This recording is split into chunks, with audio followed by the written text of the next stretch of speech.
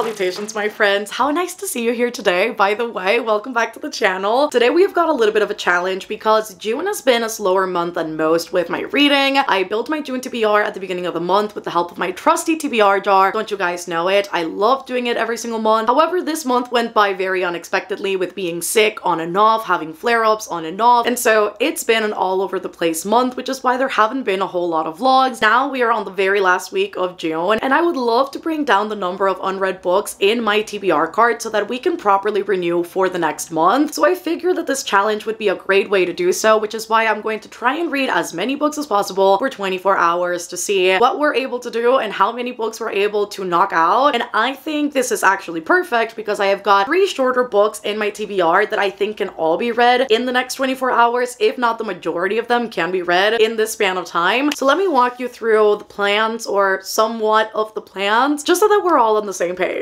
A week out from finishing the month, I don't think this has ever happened before. I think I'm typically very good at having most of my TBR finished at this point in time, and I still have 7 books left to read a week out from finishing June. So I'm thinking where we can land at for the TBR. It is these 3 books right here. Again, they are shorter than the other things I've got in my TBR. These are all books that I've been looking at recently, and I've been very torn on what do I pick up because all 3 of these books sound absolutely incredible, and I'm definitely in the mood for all of them. And I also think this works out perfectly because all of them are very different genres. So I think for the next 24 hours, keeping it interesting with different genres is going to be the best move forward. So I have got Love on the Brain by Ali Hazelwood, which is the only feminist book that I am missing out of her releases. And I have been really craving a good romance, so I hope that Miss Ali Hazelwood delivers. All of her books so far have been 5 stars and she has not failed me yet. And so I'm hoping that this will be a good choice for the next 24 hours. So this is the first potential thing I am looking at. And by potentially, I mean I'm probably, definitely, absolutely going to read it. Then we've got The Very Secret Society of Irregular Witches by Sangu Mandana. This is said to be a super cozy fantasy with a found family element and also a really cute romance thrown in the midst of everything. I love that it's cozy. I love that it features witches. I feel like this one will be good when that rain kicks in, hopefully in the next 24 hours. And last but not least, we have got Thursday Murder Club by Richard Osman. I've been wanting to read this book for such a long time. It is on my top 10 books to read this year, as well as The Very Secret Society of Irregular Witches. I'd be taking 2 books off the list if I manage to finish these in the next 24 hours, which is amazing. But I love that we follow a group of friends in a retirement village that absolutely love solving crimes and convening to talk about all things true crime. And then suddenly there is a murder to investigate and a murder to solve, and they take it upon themselves to do so because they know that they'll probably do better than a lot of other people. So I think overall this sounds like an amazing little TBR for the next 24 hours. We'll see how we fare. We'll see how much we'll read, but hopefully all 3 of these will be finished in the next day or so. Now, onto the dynamic itself. You guys know I cannot possibly stay up for 24 hours straight. I need my sleep as a chronically ill person. I cannot risk not sleeping because of my condition, because it is relating to my jaw and pressure on my jaw and teeth. The more awake I stay without proper sleep, the more chances I risk at feeling extremely ill throughout the day and for the next couple of days, because a flare-up will likely ensue. Had to learn that the hard way, and it was not fun. What I'm thinking we can do is just a straight timer for 24 hours, so it'll consecutively count them, no stopping, no anything, just attempting to read as much as I can in 24 hours straight. But before we get started with today's video, I do have to give a massive shout out to Diamond Art Club, which I'm partnering with today, and it feels so surreal because this is one of my dream brands to partner with. And whenever you guys ask me what my latest project is and where I'm getting my diamond paintings from, it always circles back to Diamond Art Club. In case you're not familiar with diamond painting, it is essentially like a paint by numbers but with resin rhinestones. You get a canvas and all of the canvas are coated with different symbols. Each symbol corresponds to a different colored rhinestone, and by the end, when you finish pasting them, you are left with the most stunning mosaic artwork ever that you can either frame and put around your house or that you can give to other people by the time that you are done. There are many different things I love about Diamond Art Club, but specifically their quality is something I want to highlight. The actual canvas itself is not a piece of plastic that you are pasting things on top of. It's an actual canvas. It's velvety, it's smooth, it feels incredibly luxurious and high quality. And on top of that, all of their artwork is licensed from the actual artists themselves, which I absolutely love because in this day and age, we need to pay our artists. And so I love that they're very transparent, ethical, and straightforward when it comes to where they get their art from. All of their renders are super high quality as well, which I absolutely love. This is a finished piece from Diamond Art Club, and you can tell the image is incredibly clear. There aren't weird gaps or spots, and everything fits super snugly. You can also tell that it's super reflective. The whole thing about Diamond Art Club is that when you get a piece from them, it comes with everything. So it comes with the actual canvas, and the canvas, you'll notice, brings a little plastic film at the top. Now this is to protect the inbuilt adhesive that the canvas brings. So what I personally would do is that I would section this off and I would cut off smaller sections and squares to work on that specific section instead of just peeling the entire plastic back so that I can protect the adhesive. It also brings all of the drills, which are the rhinestones, and they come in its own individual pack so that you know what color is what. It also brings a toolkit, which brings everything you'd need. It brings the wax to pick up the actual rhinestones and paste them onto the diamond painting. It brings an applicator and a tray, and it brings tweezers. So it is just perfect and complete, and you won't need anything outside of what you are getting. And honestly, it's my favorite thing to pair up with a good audiobook. It is absolutely elite. If you guys haven't tried that, I highly recommend. There's something about it that allows me to tune out the thoughts while I listen to the audiobook, and the experience is 10 times superior. So I'm just saying, if you want to go check them out, I'll leave the link at the top of my description as well as my discount code. You can go to diamondartclub.com/mel20, use code mel20 to get 20% off your first order in Diamond Art Club. Let's get on with the video.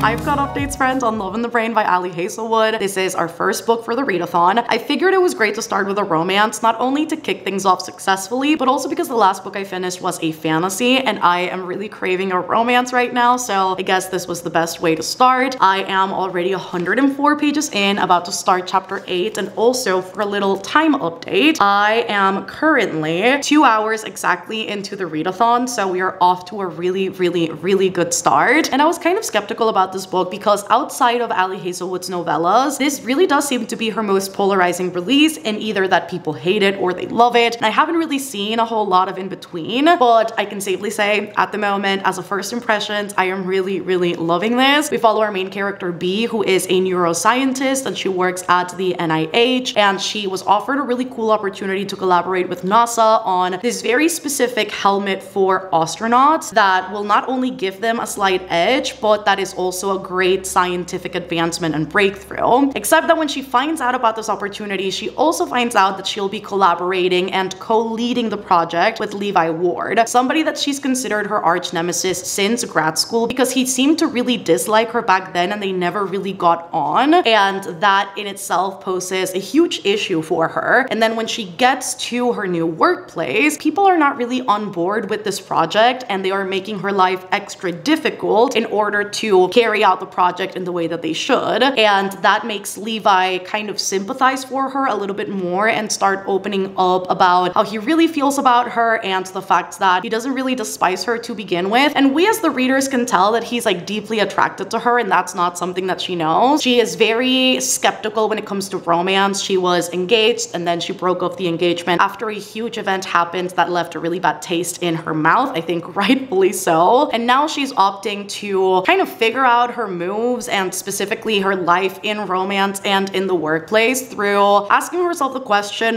what would Marie Curie do? In fact, she leads a very famous, and I mean super viral page that is literally called What Would Marie Curie Do? And that so far has got to be one of my favorite elements of the book. I wasn't really sure because I knew that was part of the synopsis, but I wasn't sure how that was going to show up into the story. And so far it's manifested into her fostering this community of like-minded individuals and women in STEM specifically, for them to share their struggles, their hopes, their dreams, their successes, and seek advice when it comes to their professions. And it is so far, based on what we've seen, a really beautiful place of community and support. And reading, I guess, these threads that the book displays on all of these different interactions and how everybody's got each other's back has been so insanely beautiful. And then there is also another page that is almost similar to hers in that it's fostering a community for like-minded people, but it's more so along the realms of academia and not necessarily a scholar or a Nobel Prize winner themselves. And although she doesn't know who it is, it's painfully obvious to the reader that it is Levi, and they are really, really good friends. They've built this camaraderie and they are constantly commenting on each other's stuff, and they kind of open up and are vulnerable with each other to an extent. And when they are ranting to each other about Levi and B specifically, they don't know that it's them, but oh my god, it's so good. It's just, I love it so freaking much because it allows you to look into their feelings a lot more honestly and closely, specifically Levi's, since we don't get his POV, and I think that's been really good. But along the realms of what would Marie Curie do, I think it's been very interesting to see that after her whole incident with her ex-fiance, she has solidified this thought that if Marie Curie lost her husband and the one thing she had left after that tragedy was her profession, her intellect, her research, her projects, and overall her ambition, then that's the same path she is going to follow. And so she's kind of sworn off love at this point in time, and she's very hyper-focused on her career, and I can't wait to see her find, I guess, a better, more healthy medium of, yes, you can go after your career and be very successful, but you can also have a partner to share all of the good things with, and for somebody to cheer you on consistently and you them as well. And so I can't wait for us to get to that point, and I can't wait for us to get to the point in general where they get together. I think that's going to be really cool. So I'm going to keep on reading, see how long it takes for us to finish this, and to see how the things go after this point where I'm at, because it seems like they're getting a little bit friendlier and a little bit more cordial towards each other, which I'm loving seeing. Wouldn't be surprised if it does end up being a 5-star. So love in the brain, you've got work to do, but so do I, because we have to keep on reading.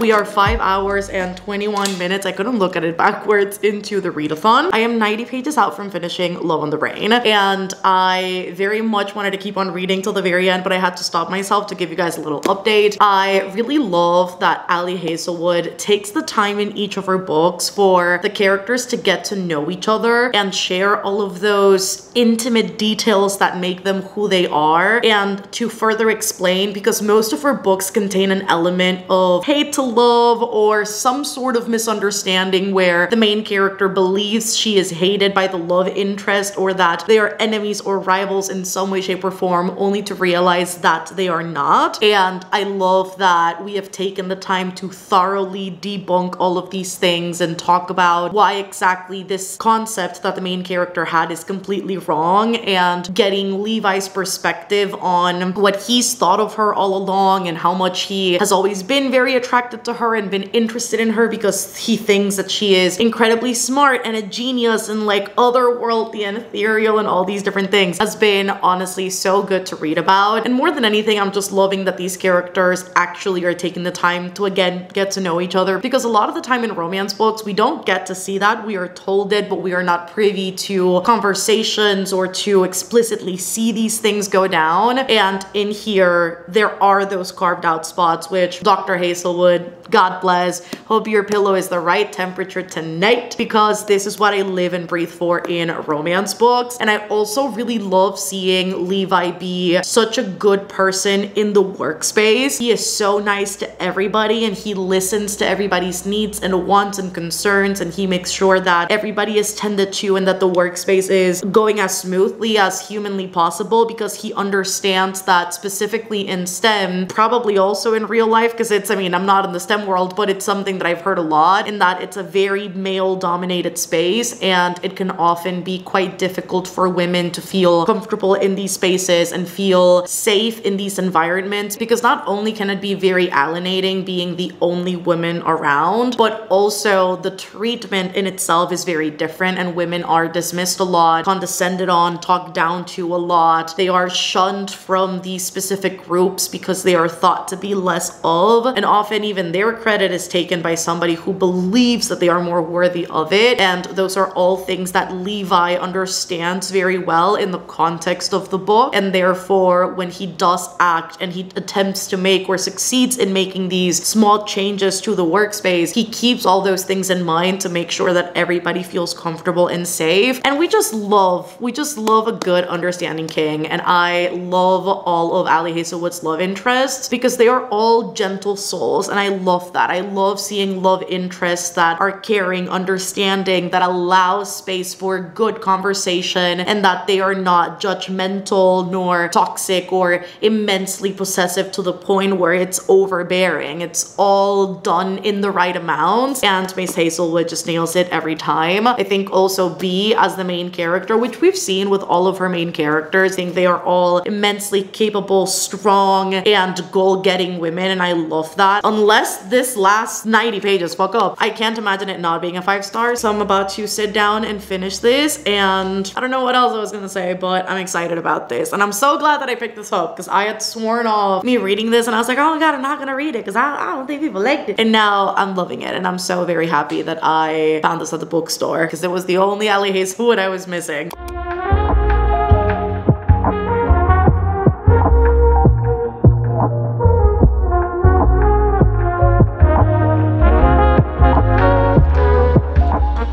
Es que Ali Hazelwood no falla ni una, señores. She does not fail, she does not miss. I am giving this 5 stars, no questions asked. It was such a feel-good, wholesome, and overall amazing time. I think the only element that doesn't really work for me is the little bit of the plot twist reveal at the end that for a romance book felt slightly too campy, Scooby-Doo villain type of reveal for me. But other than that, it was a really good time, so I'll look past it, I'll ignore it, I'll pretend like it doesn't exist in the book, and just enjoy it for what it was. The thing with our STEMinist books is that although it has differentiating factors from book to book, it's pretty much the same thing, just in a different font. But although I thought that would be unenjoyable, I really did end up enjoying this one. I think there's a certain comfort in going back to an author where you already know what you're going to get, and it may not be the most original concept based on what they've published before, and it may not be groundbreaking in comparison to the last release, but you know the writing is going to be good. There's a comfort to that. You already know that the couples are going to have amazing chemistry, and that you're going to get very similar structures and dynamics like you have in previous books in terms of the characters getting to know each other. The smut is good, so it's not just there for the sake of being there. You are going to get a plot outside of the romance. You're going to get to understand the characters thoroughly, and I think just based on that alone, this is a success for me. And so first book of the readathon is done, and let me check this timer because I haven't checked it in a second. Literally about to hit hour 7. That's satisfying. So we are starting hour 7 of the readathon. I am going to take a little bit of a break though and get some food, maybe watch a nice little YouTube video because I've just been reading all day, evidently. And so I'm going to grab dinner because have not had that yet. And then we'll figure out of our other 2 books which one we'll pick up, and we'll see if I actually get any reading done tonight. I already mentioned it in the beginning. I don't stay up during readathons. I know it's not a recipe for success for me, and I'd rather get a good night's rest and then just read for whatever time we've got left tomorrow, because I don't want to risk a flare-up or a bad time or getting sick, because I've endured it before and it is every bit as excruciating as you'd imagine it to be, and I really don't want to do that because my flare-ups typically last up to a week and not fun. We will now change into, well, I guess I'm already like in comfies in terms of like the sweatshirt, but I want my pajama pants now.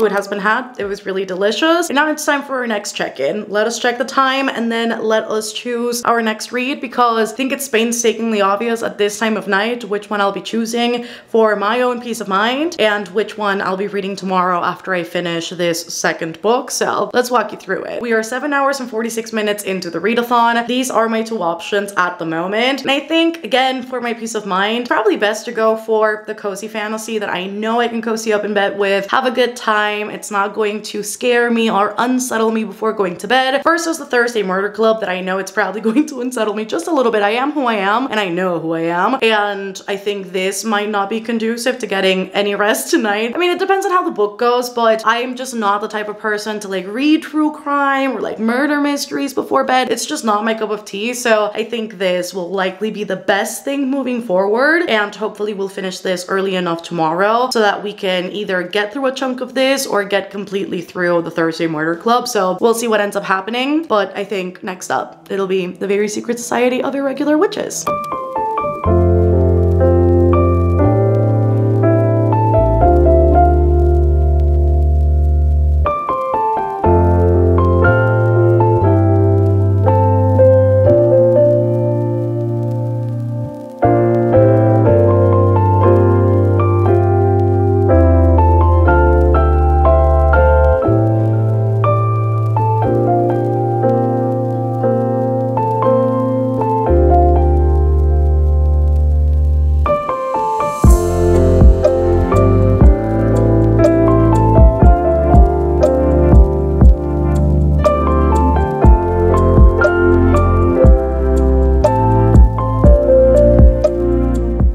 Welcome to day 2, friends, of the readathon. We got somewhat of a good night's rest. Obviously not a full 8, but I did get as much sleep as I could within the limitations of the readathon. And the first thought I had when I woke up is, Lord, do I need coffee? So we did make a little coffee. Look at the little cold foam at the top. It's gonna be so good. I'm very excited to drink this in just a little bit. So coffee has been made, and I need to give you a time update. If I can find my phone, I need to give you a time update to where we're at right now in the readathon. So we are 15 hours and 35 minutes into it. I did start a Very Secret Society of Irregular Witches last night before I went to bed, and I did get to page 51, so I'm about to start chapter 5. And so far the book is so interesting. I'm very curious to see if this is going to be one of those cozy fantasies that have got super low stakes, or if something big conflict-wise is going to ensue in the plot. But we basically follow our main character Mika, who is a witch, and within witch society there are very specific rules that all witches must follow. And typically that goes along the lines of isolation, making sure that you stay hidden from the world, and making sure that you don't interact with other witches, because it seems that when there is a conglomerate or a coven of witches, the magic signals extra high and catastrophic things can happen, and the magic tends to go kind of haywire just because of being in proximity to another witch, which is why witches kind of deal in singles and they never really mingle with each other. On top of the fact that it is widely known in witch society that witches are always orphaned. Nobody's really clear in this specific world as to why exactly that happens, whether it's a curse, whether it's something that happens as part of the nature of witches, or why exactly every witch's childhood happens the exact same way. And so it is widely known that when a witch is born, something tragic happens at the start of their life to basically leave her orphaned. And so I already know, just given that fact and the fact that witches deal in singles, that the found family aspect is really going to hit with this one, because Mika, our main character, receives an invitation to Nowhere House where they are requesting her to tutor and teach magic to 3 young girls. And that immediately strikes her as odd because 1, how do they know that she's a witch? And 2, how do these 3 girls live together and nobody's ever known? Because again, the magic signals should have been very clear to the point where they would have been discovered a really long time ago. Curiosity leads her to go to Nowhere House to figure out what exactly is happening, and she basically cannot say no to teaching these girls, mostly because she thinks back to when she was a girl and really simmers on the fact that she doesn't remember any parental figures in her life. Despite having nannies and caretakers and people around, she never really had any parental figure or anybody stable to teach her what she needed to know. And she figures that if she can be that for these 3 girls, then she will. Plus the fact that she's about to not have an apartment because her lease ended and she doesn't have a job anymore. And so that also factors into why she says yes to begin with, but I'm very excited to see where the story goes. There's also an element of potential romance between her and the Nowhere House librarian called Jamie, who is very grumpy and would rather her be anywhere else but here, not only because this is a new person that they don't know and they don't know her intentions, but also because he finds her deeply attractive and he doesn't want that to be the case. And I really love that. Aside from the very clear diversity that the book displays, we have got queer characters, we have got characters from every background and ethnicity, we have got our main character who is Indian, as well as other bi POC, the three girls. One of them is black, another one of them is Vietnamese, and then the third one is Palestinian, which actually took me by surprise because I haven't seen anybody mention that one of the characters, one of the main characters at that in this book is Palestinian. And if you haven't followed me for a while, and if you don't follow me on Instagram, I will take this opportunity to say I have been posting links in order to donate for Palestinian relief. So I will be leaving all relevant links in the description box in case you guys want to donate. So I will be leaving everything linked down below in case you guys want to check that out. And we're going to keep on reading A Very Secret Society of Irregular Witches.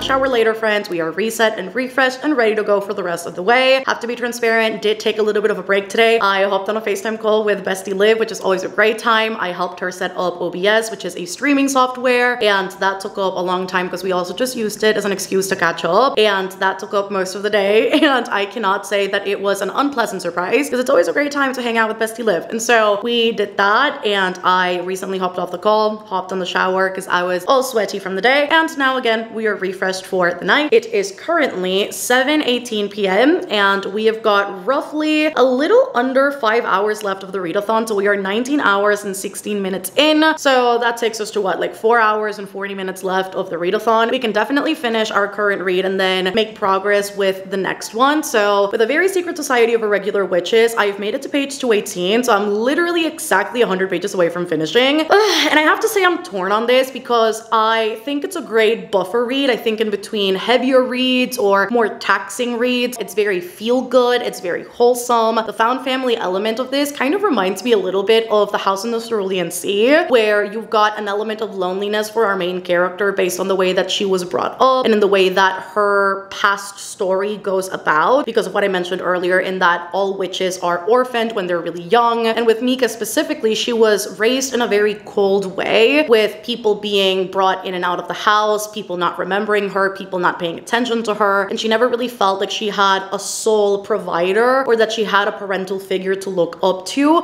even though she was taken care of by one of the head witches in London called Primrose. Even though that was the case, Primrose is very proper, she adheres to all of the rules, and she truly believes that people should sacrifice things for the better good, and that involves social interaction, spending loads of time with fellow witches, and being in a community setting. Even though they do meet every 3 months, she believes that that should be the only basis of their interactions and not much else. And she's also very secretive. She's barely allowed Mika in throughout her life. And so I think that element of loneliness and feeling like you don't really belong anywhere, but deeply desiring that sense of belonging because you know there are like-minded people or very similar people out there, I think is very similar to Linus in The House in the Cerulean Sea. Plus you are coming to this house which already has a staff in it. So you get Ian and Ken, which are a couple. You get Lucy, and then you get Jamie, and then you obviously get the 3 kids, all with very distinct personalities. One is more of a troublemaker, whilst the other one is very studious, and then the other one is very much rebellious and wants absolutely nothing to do with Mika. Outside of those parameters in the book, it really is just that. It doesn't give you anything deeper than these things I've mentioned. Sometimes it gives you a one-liner that is supposed to encapsulate, fully explain, and make you feel, I suppose, for our main character and other characters in the story, but it's not really really enough for me because I'm greedy when it comes to characters' backstories and what makes them who and what they are. I really want to deeply understand the characters, and while I understand parts of the characters, it's very surface level, and so maybe I would have wished for a little bit more just because it is a fantasy, and although it is a cozy fantasy, which therefore means it'll be on the shorter end, I wish maybe we would have had a little bit more page count, so 350, 380, maybe even 400 pages, which I feel would have rounded out the story just a little bit better. I still have 100 pages left, so I feel like I'm speaking out of turn here a little bit because I haven't fully finished the book, but so far it's been fun, it's been enjoyable, but there hasn't been anything beyond that. And I wish that the emotional element of the book, which I think lends itself so perfectly to be emotional, right? With all of these misunderstood, kind of misfitted people finding a sense of belonging with each other, I'm not really feeling emotionally for any of them, really. And so I wish there was more of that, personally speaking. And I know a lot of people have felt like what was provided was enough. Again, it's just a personal take, but not loving this as much as I thought I would. I thought this would be, oh, that was loud. Oh my God. I thought this would be highly rated, and currently where I'm sitting, it would probably be like a 2.5 to like a 3 star. That's not to say it's unenjoyable right now, because it's cool, but it's just okay at the moment.